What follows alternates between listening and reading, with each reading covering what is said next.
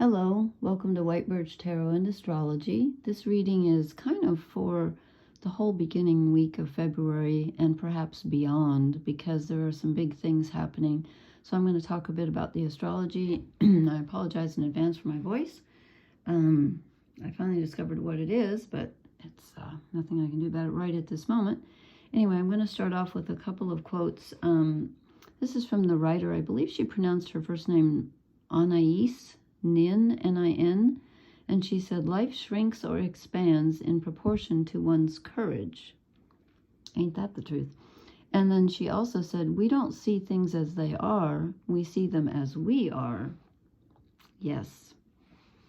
And this is a quick one from was he a German philosopher? Was he a philosopher? Anyway, Nietzsche, I think he was. He said, without music, life would be a mistake.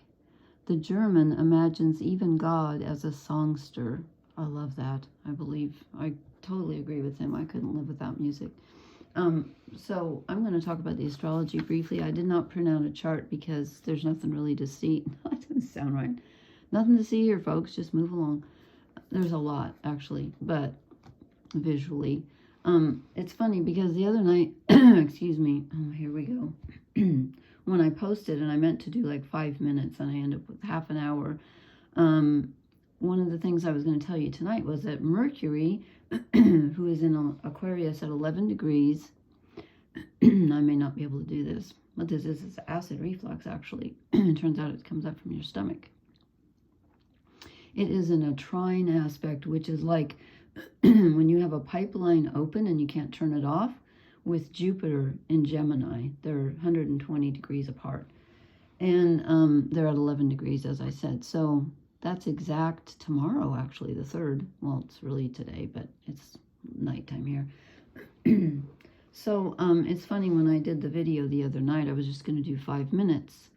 And then I kept talking, and I thought, afterwards, I thought, what? Why am I so chatty? I've been really, like my mind's all over the place.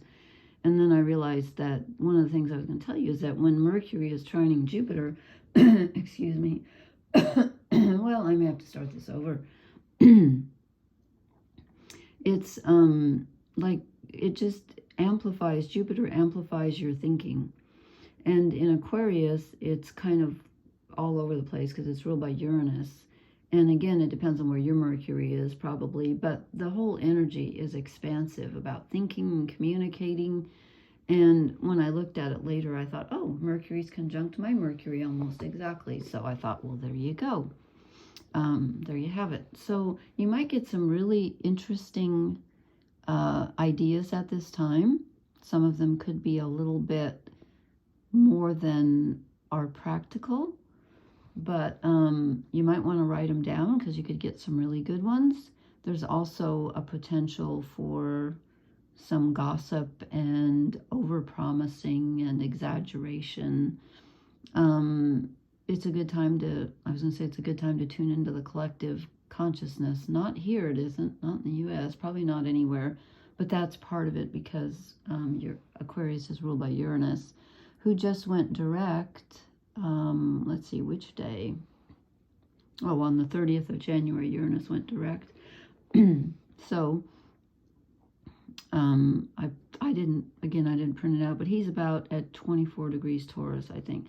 Anyway, so we have this communication coming in where your mind might be extra active. And you can also have some really lucky communication from others at this time too, because Jupiter's lucky.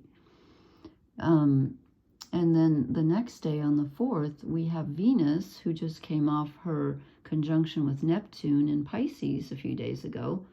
You know, imagination and romance and dreaming. She's going to move into Aries, where she can take action on what she was dreaming about. And this is going to be kind of a wake-up call, too, for her to see what is real and what is not real about what she was imagining when she was in Pisces and also hanging out with Neptune. And the other day, we had, actually, I think it's tomorrow. Is it tomorrow? I wrote down the 4th. Okay, possibly, I didn't look to see where the moon is tonight, but I've written down that on the 4th of February, we have Venus, Neptune, the Moon, and Saturn all in Pisces. If so, that's a lot. And the North Node is there also. So that's 5 things. Again, the node's not a thing, but it's influential. So there's that. So Venus is going to move into Aries again. So it's going to be about taking action in relationships, less dreaming, more action. And there could be some fireworks, you know, if you're looking for romance. There can be some boundary setting, which she's not great at in Pisces. So there's that. And I can't remember what I told you last time or not, but that's okay. This is what I was thinking of when I drew the cards. To me, okay, all of this is important, but to me, the really big thing that I just think is really important right now is Mars retrograde in Cancer, about 21 degrees when I wrote this, so he may have moved backwards a couple degrees now. He's retrograde, is squaring, which is a very uncomfortable aspect, must be dealt with, Chiron, the wounded healer, in Aries at 19 degrees. And they're going to be squaring for most of February and March. Yes, it lasts that long. So what that does is Mars in Cancer is not super comfortable, because Cancer is all about feelings ruled by the Moon. The Moon rules your emotional body. Mars rules your physical body. So you put them together and you have emotions coming out in your body. And when it's in Cancer, it deals with childhood, the mother, but also anything in childhood. And when it's square Chiron, the wounded healer, I think about childhood wounds. And when Chiron's in Aries, I think about wounds that affected your self-identity, who you are, what you love, what you desire, who you want to be. There's something that needs to be dealt with at this time. And I feel like this has been around for such a long time, but it just has. So, you know, I kind of feel like I'm harping on the same theme, but it's in the sky, so nothing I can do about it. So I've laid out the cards in a cross, but I've changed the cross just to mess things up a bit. I've changed the meaning about what the cards mean. So in the center, I have, I decided to call this, what do we need to transform? Because this is a very transformative time. And I get the Daughter of Swords. What in us needs to be transformed? And I get the Daughter of Swords. Okay, swords are communication and thinking. And remember several nights ago, we got some kind of like the 10 of Swords, like, you know, you got to get off that way of thinking. There's been a lot about not trusting your thinking lately. And with Mercury, with this trine with Jupiter, like I said, there's a really positive aspect to that, but it can be tricky. Everything has two sides. So the Daughter of Swords is, she can be over-focused on petty details. So she can be a little bit spiteful and a little bit judgmental, especially in this deck. Nitpicking, you know that term, like details-oriented. And remember, the South Node is in Virgo, and I said that's one of the downsides of Virgo, is focusing on the details too much and wanting everything to be perfect. So this is in communication. Watch yourself, especially with this Mars trine Jupiter. You know, you could kind of say things that you don't mean or talk too much. So this is what we need to transform. It's thinking, and it's the way we communicate with people, and it's what we say. And, you know, I'm in this book club. We're reading this book, and I'm sure everybody's heard this before. Did I already say this the other night? I can't remember. The 3 questions, the 3 Buddhist questions. Is it true? Is it necessary? Is it kind? Remember that when you're speaking with people. Okay, then I asked, what is our hidden challenge or the hidden energy in the situation? And I got the Devil. Yeah, this reminds me of Mars going retrograde in Cancer. I told you there's something about childhood with him squaring Chiron. There's something about how we were wounded in childhood And this is something that you are, in this deck, it's about addiction and negativity and codependency. And I kind of don't like that word, but it's being too dependent on something outside yourself instead of finding it inside yourself. So it's a good time to think about what you feel like you have to, what you can't do without, and then ask yourself, why can't I do without that? Or why do I think I need that in order to move forward? Something we need to look at is coming up. And again, I think it has to do with our childhoods. I really do. Then I asked, so this one I kept the same. What do we need to move toward? Now, 2 came out, but again, this is that sticky deck. This is the Wild Unknown by Kim Krans. I love it, but they tend to stick together. And so the 9 of Pentacles came out, and I'm not feeling that. That's sort of being on your own and being happy where you are and happy where you live and all that. I think it was supposed to be this one, because Venus is moving into Aries, and I think we need to take a new step. He or she is stepping off the branch. Can I fly? And we've kind of been in hanged man energy for a long time, where I've said, don't do anything. I feel like it's time to, I wouldn't jump off the branch, but I think it's time to slowly take a step forward. And also, the Fool, I think in this case, when we have the Daughter of Swords, I'm going to move this Pentacle card. I just don't feel like it fit tonight. I think with the Daughter of Swords, it's about looking at something in a completely different way. It's about your viewpoint and reassessing, who are you? What do you want? What do you have to offer? And what do you want to do? What do you want to do? But it is about taking action. Again, I wouldn't just jump off, but you might want to make a move in a direction. Then at the bottom, instead of the challenge, it's kind of a challenge, but I said, what hinders us? What's in our way? And I get Temperance, which is usually a really good card, because this is Sagittarius and it's about balance, which I've never understood, because I don't think of Sagittarius as balance. But hey, that's what the cards say. So I asked, well, why in the world would, I may have to clarify this, but why would Temperance hinder us or hold us back? And then I thought, sometimes we're trying to, the thing that came to me was people pleasing, wanting everything to be perfect, which is, Virgo energy and this swords, even though Virgo's an earth sign, it's wanting everything to be perfect, wanting everyone around us to be perfect. What if we're trying to have everything be too balanced and we're trying to please everybody? You can't please everybody. And with the Fool, you need to focus on yourself. What do you desire? And I was listening to a Teal Swan video the other night. What was it called? I can't remember. I watched so many of hers. I love her.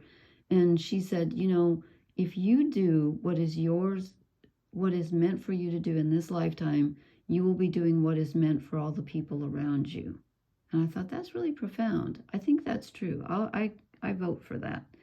So perhaps this is what's hindering us, is we're trying too hard to balance everything and make everybody happy and make everything perfect. And you can't.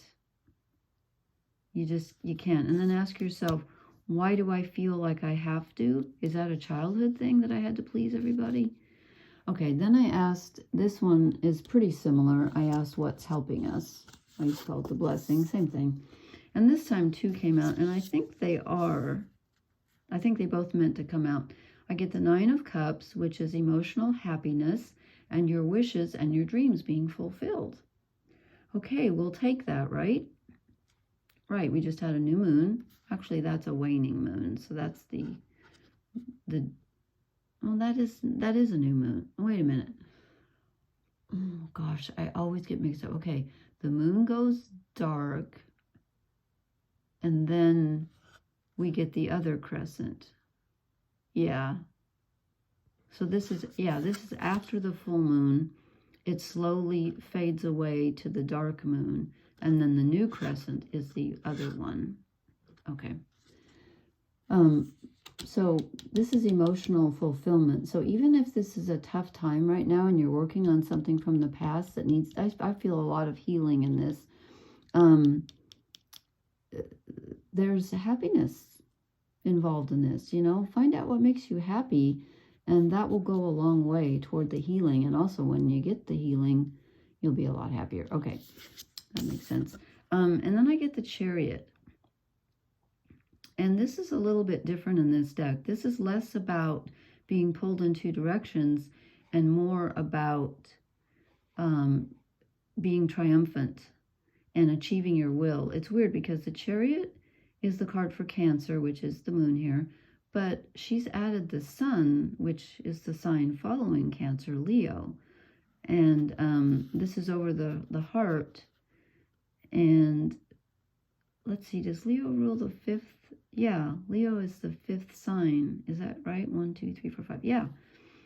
Card number 7. Anyway, that doesn't matter, but, well, it does matter, but I don't know my numerology that well. So this is kind of a combination of the sun and the moon, which would be a new moon. This is about achieving your will, which is really more about Leo than Cancer. But as I said, Mars is retrograde in Cancer, dealing with this emotional energy. And this came out with emotions. So it's about being triumphant in an area related to emotions, which I'm calling healing because of the Chiron aspect and the devil involvement here. So, you know, it could even be going back to childhood and thinking about it and like start over. They always, you know, people talk about, you know, they're like, go back to your childhood and reframe it. And I'm like, what do you mean reframe it? It happened. But I kind of, as I get older, I kind of see where they're coming from. You can look at things from a different perspective and, you know, it helps. Okay, then I drew a moon, what are these called? Moonology card.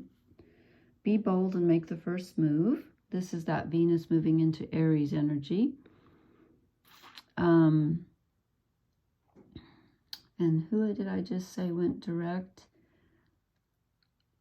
Oh, Jupiter goes direct tomorrow. Tomorrow, the 3rd or the 4th, Jupiter, which is in that trine with Mercury, is in Gemini, finally goes direct. So that's good, because Jupiter's been retrograde for quite a while, as was Uranus. 5 months, I think, for Uranus. So be bold and make the first move. Okay. We're supposed to be starting something here. Finally. And then I drew 2 oracle cards, so you wouldn't have to wait for me. Now, I drew these a couple nights ago. I might draw one more, or a fairy card for tonight, because I actually drew these a couple nights ago. But I get here and now. So definitely we are in the present moment. It's the only moment you can change. But you are looking back at the past and asking yourself how it influences the future. But the sign says you are here. You are here for a reason. And we are here examining the past for a reason. Oh, I'm just sorry. When I get antsy, I tend to peel my skin off. That's very, very flattering and silly. But it's better than, you know, some other addictions, right? Anyway, you are here. So deal with the present moment. There's something that the present moment has to tell you right now that's very transformative. And I just said that, forgetting that I had drawn this card, because my hand was on it. Regeneration. This is a time to transform. It really is. And, you know, with Pluto having moved into Aquarius, and we're getting ready for Jupiter to go direct, and Uranus just went direct, and, you know, yeah, Mars is retrograde for a while, as I said, but it's still time to transform something, and not only look at it a new way, but to start taking action on that vision that you get. And I have to tell you something funny, or maybe this is, I don't know, I thought it was funny, but I have this weird tree. I think I posted it on my community page, if you can find it on my tarot channel, which is where you are. Hello. This strange tree, it has all of these weird, strange branches, and I've never seen a tree like it before, so I sent the picture of it to my cousin who lives clear across the country. So I don't know why I thought that he would know what kind of tree it is, because we have completely different trees. And he said it's called a pot fir, F-I-R. And I said, okay, thanks. I didn't know that. And then before I could look it up, he messaged me again and he said, you're supposed to ask me what's a pot fir. So I did, because I thought, okay, he apparently knows all about them.